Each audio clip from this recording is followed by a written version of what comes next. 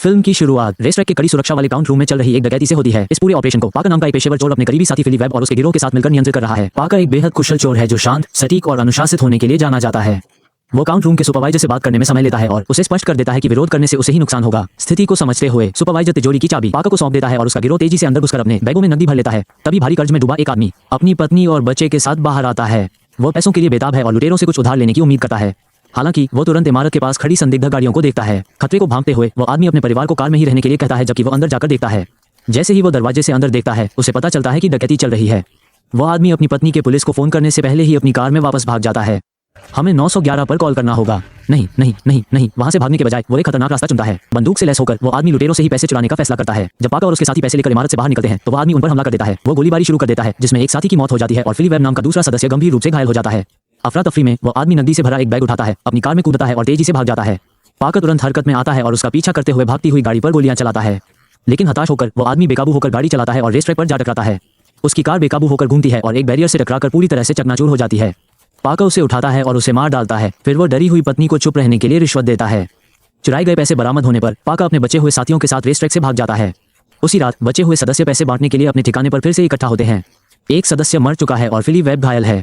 इस तनावपूर्ण क्षण में जैन सवाल करती है कि पाकर ने जो की पत्नी को क्यों बख्श दिया। पाकर अपने सख्त निजी नियमों के बारे में बताता है कि जो की पत्नी एक आम नागरिक थी और उससे कोई वास्ता नहीं रखा जा सकता, इसलिए निर्दोष लोगों को नुकसान नहीं पहुंचाया जा सकता। अंतिम गिनती का इंतजार करते हुए जैन घोषणा करती है कि वह नहाने जा रही है। जाने से पहले वह जानबूझकर पुरुषों के सामने कपड़े उतार देती है, जिससे उनका ध्यान पूरी तरह भटक जाता है। हालांकि ये ध्यान भटकाना जानबूझकर किया गया था। पाकर समेत सभी के अचानक चौंक जाने पर जैन अचानक बंदूक निकालती है और पूरे समूह को धोखा देती है।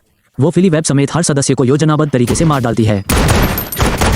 जैन का भेद खुल जाता है। वो एक गद्दार थी जिसने शुरू से ही सारा पैसा खुद के लिए चुराने की योजना बनाई थी। पाकर पलटवार करने और जैन पर गोली चलाने की कोशिश करता है। इस दौरान वो खिड़की से बाहर गिर जाता है और उसे गोली लग जाती है, जिसके परिणाम स्वरूप वो नदी में जा गिरता है। उसके बचने की संभावना कम है। 2 दिन बीत चुके हैं और पाकर एक छोटे से सड़क किनारे वाले मोटल में जागता है। तमाम मुश्किलों के बावजूद वो जिंदा है। गोली से उसकी जान नहीं गई और मोटर चलाने वाली मैज नाम की महिला उसकी देखभाल कर रही है। जैसे जैसे उसकी ताकत लौटती है पाकर उसे धन्यवाद देता है, लेकिन छिपने से इनकार कर देता है। डॉक्टर और अन्य खर्चों के लिए अतिरिक्त पैसे भी देने पड़ते हैं। अब बदला लेने की भावना उसे प्रेरित करती है और वो मोटल छोड़कर सीधे अपने करीबी दोस्त फिली वेब की विधवा ग्रेस वेब के घर जाता है। पाकर ग्रेस वेब को बताता है कि उसके पति की मौत रेस ट्रैक पर हुई अफरा तफरी में नहीं हुई, बल्कि जैन के धोखे से उसकी हत्या की गई थी। हमारे साथ इस काम में एक महिला है, उसका नाम जैन था। उसने फिल को गोली मारी थी। वो बताता है कि जैन ने पूरे दल का कत्ल कर दिया और पैसे लेकर भाग गई। पाकर अपना मकसद बताता है कि वो जैन को ढूंढ निकालेगा, चुराए गए पैसे वापस लाएगा और फिर हिसाब बराबर करेगा। वो ग्रेस वेब को उसके पति का हिस्सा देने की पेशकश करता है और समझाता है कि दल के अन्य सदस्यों का कोई परिवार नहीं बचा है। ग्रेस वेब पैसे ठुकरा देती है क्योंकि उसकी सिर्फ एक ही इच्छा है कि जैन को उसके और उसके पति के साथ किए गए बुरे बर्ताव के लिए मौत की सजा मिलनी चाहिए। अब खोने को कुछ नहीं बचा, इसलिए पाकर जैन की तलाश फिर से शुरू कर देता है। ग्रेस वेब के घर से निकलने के कुछ ही घंटों बाद वो ग्रोफील्ड से संपर्क करता है, जो उसका पुराना साथी चोर है और जिसने जैन को गिरोह से मिलवाया था। पाकर जैन के ठिकाने के बारे में जानकारी के लिए उस पर दबाव डालता है। ग्रोफील्ड अनजान होने का नाटक करता है और कहता है कि उसे जैन के बारे में कोई जानकारी नहीं है। हालांकि वो चुपके से एक छोटा सा सुराग देता है और बताता है कि अगर जैन किसी के संपर्क में है तो वो सिर्फ उसका कारोबारी साथी होगा जो पड़ोसी शहर से काम करता है। पाकर समय बर्बाद नहीं करता और ग्रोफील्ड पर तब तक दबाव डालता है जब तक उसे जैन के कारोबारी साथी का नाम और पता नहीं मिल जाता। फिर वो तुरंत निकल पड़ता है। जैन का कारोबारी साथी रेगी रिले 2 महिलाओं के साथ शाम बिताकर लौटता है।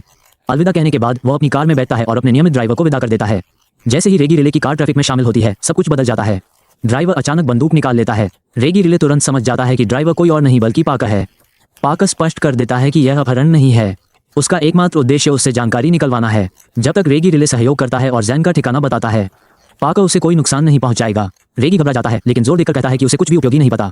वो बताता है कि जैन कभी एक जगह नहीं रुकती और सबको अंधेरे में रखती है। वो एक भूत की तरह काम करती है। मैंने जैन से कहा था कि मुझसे दूर रहो। पाकर और दबाव डालने की तैयारी करता है, लेकिन इससे पहले कि वो आगे बढ़ पाता, कार को एक जोरदार टक्कर लगती है। तभी एक और वाहन पूरी गति से उनसे टकरा जाता है। कुछ ही सेकंड में कई और कारें उन्हें घेर लेती हैं, जिससे भागने के सभी रास्ते बंद हो जाते हैं। कई हथियारबंद आदमी कारों से बाहर कूद पड़ते हैं। ये लोग जैन की निजी सुरक्षा टीम के सदस्य हैं जो चुपके से रेगी रिले का पीछा कर रहे थे। यह महसूस करते हुए कि उनकी संख्या बहुत कम है, पाकर अपनी रणनीति बदलता है। वो दुर्घटना के दौरान बेहोश होने का नाटक करता है। जैन के आदमी आत्मविश्वास से आगे बढ़ते हैं, यह मानते हुए कि खतरा टल गया है। जैसे ही वे अपनी सतर्कता कम करते हैं, पाकर अचानक हमला बोल देता है। एक एक करके वो उन्हें आमने सामने की लड़ाई में मार गिराता है, जब तक कि हर आदमी नीचे नहीं गिर जाता।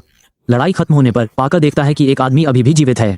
वो उसे पैर में गोली मारकर मजबूर करता है, फिर उसे एक गाड़ी में घसीट कर ले जाता है और भाग जाता है। भागने के दौरान पाकर स्थिति स्पष्ट कर देता है कि उस आदमी का जीवित रहना पूरी तरह से उसे सीधे जैन के पास ले जाने पर निर्भर करता है, अन्यथा घायल आदमी मान जाता है।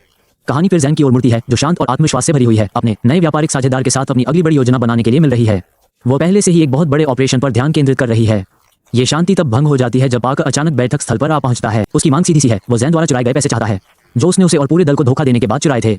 जैन अविचलित रहती है और लापरवाही से कहती है कि पैसा तो उसके पास ही है, क्योंकि उसने भागने के दौरान उसे बर्बाद कर दिया था, इससे पहले कि पाकर और अधिक जानकारी निकलवा पाता। जैन का नया व्यापारिक साझेदार मूर्खतापूर्ण तरीके से बीच में दखल देने की कोशिश करता है। हालांकि पाकर तुरंत प्रतिक्रिया करता है और बिना किसी झिझक के उसे मार गिराता है। इस हरकत से जैन चिढ़ जाती है क्योंकि उसका नया व्यापारिक साझेदार उसकी भविष्य की योजनाओं के लिए बहुत जरूरी है। फिर जैन अपने इतने शांत रहने का असली कारण बताती है।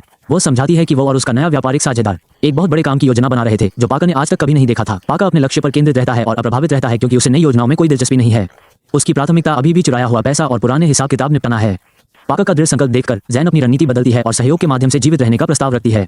वो पाकर को इस ऑपरेशन में शामिल होने के लिए उकसाती है और जोर देकर कहती है कि अतीत के विश्वासघात अब मायने नहीं रखते। वो वफादारी का वादा करती है और गारंटी देती है कि अगर काम सफल हुआ तो वो उसे कई गुना ज्यादा लौटाएगी। पाकर ये जानने के लिए उत्सुक है कि किस तरह का लक्ष्य इतनी बड़ी रकम के लायक हो सकता है। जैन आखिरकार योजना बताती है और सब कुछ उजागर कर देती है। कुछ महीने पहले न्यू जर्सी तट के पास समुद्र से एक पौराणिक खजाना बरामद किया गया था।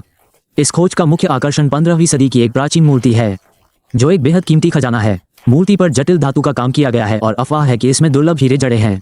निजी संग्राहकों ने पहले ही इसका मूल्य $500 मिलियन आंका है।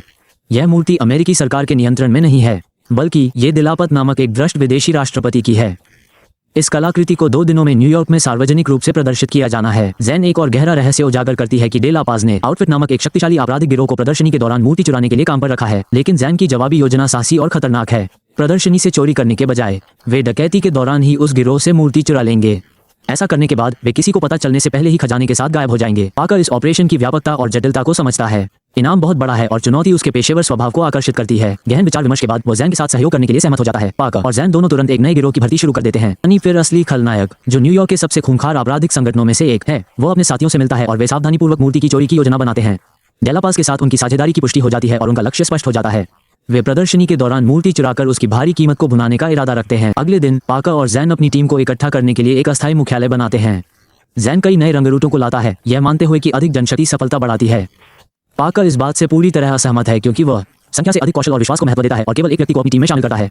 उसका लंबे समय का व्यापारिक साझेदार ग्रोफिल, जो भेस बदलने और नाटकीय धोखे का उस्ताद है। टीम के इकट्ठा होने के बाद वे योजना बनाने में जुट जाते हैं। जैन के एक रंगरूट ने प्रदर्शनी के दौरान असली मूर्ति के स्थान पर एक नकली मूर्ति बनाने का सुझाव दिया। यह विचार भले ही पारंपरिक हो, लेकिन बहुत जटिल है, इसलिए पाकर इसे तुरंत खारिज कर देता है। वो मुख्य रणनीति स्पष्ट करता है। उनका लक्ष्य संरक्षित प्रदर्शनी नहीं है, उनका लक्ष्य अपनी ही डकैती के दौरान सीधे गिरोह से मूर्ति चुराना है। पाकर के सख्त और सुनियोजित दृष्टिकोण के तहत ऑपरेशन आगे बढ़ता है और विनाश की ओर समय तेजी से बीतता है। ये स्पष्ट हो जाता है कि पाकर ही एकमात्र ऐसा व्यक्ति है जो वास्तव में जानता है कि किसी अन्य आपराधिक गिरोह को निशाना बनाकर की जाने वाली जटिल डकैती को कैसे अंजाम दिया जाए।